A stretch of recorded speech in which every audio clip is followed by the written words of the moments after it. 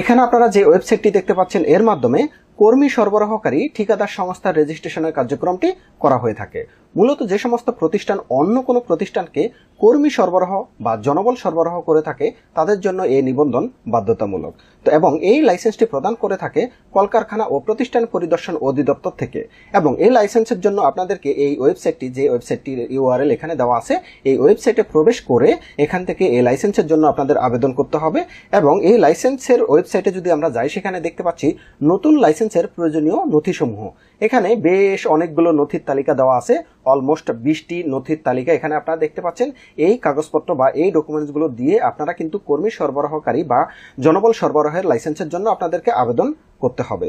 তো এখানে এই লাইসেন্সের যদি আমরা দেখি কোন কোন তথ্যগুলো বা কোন কোন ডকুমেন্টসগুলো তারা চাচ্ছে, 1 নম্বরটি হচ্ছে যথাযথভাবে পূরণকৃত 77 নম্বর ফর্ম। অর্থাৎ এই 77 নম্বর ফর্ম হচ্ছে এই কর্মী সরবরাহকারী ঠিকাদারি সংস্থার লাইসেন্সের জন্য অ্যাপ্লিকেশন ফর্ম, যেটিকে 77 নম্বর ফর্ম বলা হয়, সেটির মাধ্যমে কিন্তু আপনাদেরকে আবেদন করতে হবে। এখানে আমি আপনাদেরকে 77 নম্বর ফর্মের একটি যদি স্যাম্পল দেখাই, সেক্ষেত্রে আপনারা দেখতে পাবেন এই যে আমরা একটি অ্যাপ্লিকেশন করেছি, এই ফর্মটিকে এভাবে পূরণ করে আপনাদেরকে আবেদন করতে হবে। এর পরবর্তীতে দেখতে পাচ্ছেন আবেদনকারীর ছবি লাগবে। তারপর হচ্ছে তৃতীয়টি হচ্ছে আবেদনকারীর নাগরিক সনদপত্র। এটি কিন্তু জাতীয় পরিচয়পত্র না, এটি হচ্ছে নাগরিক সনদপত্র। আপনার যে ব্যক্তি আবেদনকারী হবে বা মালিক হবে, সে ব্যক্তির যে স্থানীয় কর্পোরেশন, সেখান থেকে এই নাগরিক সনদপত্র প্রদান করা হয়ে থাকে।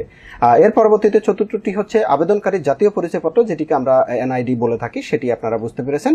এর পরবর্তীতে হালনাগাদকৃত আবেদনকারীর জনবল সরবরাহের ট্রেড লাইসেন্স, অর্থাৎ একটি ট্রেড লাইসেন্স প্রদান করতে হবে যার ব্যবসার ধরনে কিন্তু জনবল সরবরাহ এই শব্দটি উল্লেখ থাকতে হবে।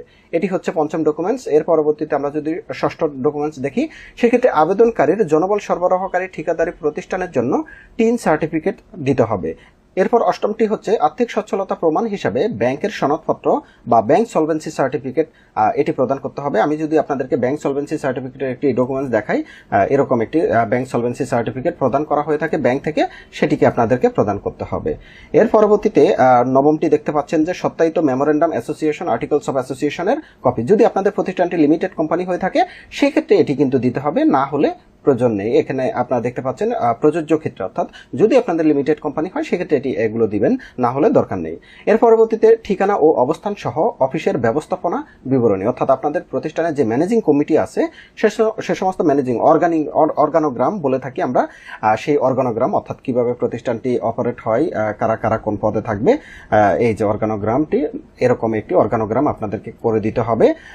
এরপর 11 নম্বর হচ্ছে যোগাযোগের আধুনিক যন্ত্রপাতি, fax, mobile number, phone, internet, activate email, website ইত্যাদির তালিকা সম্বলিত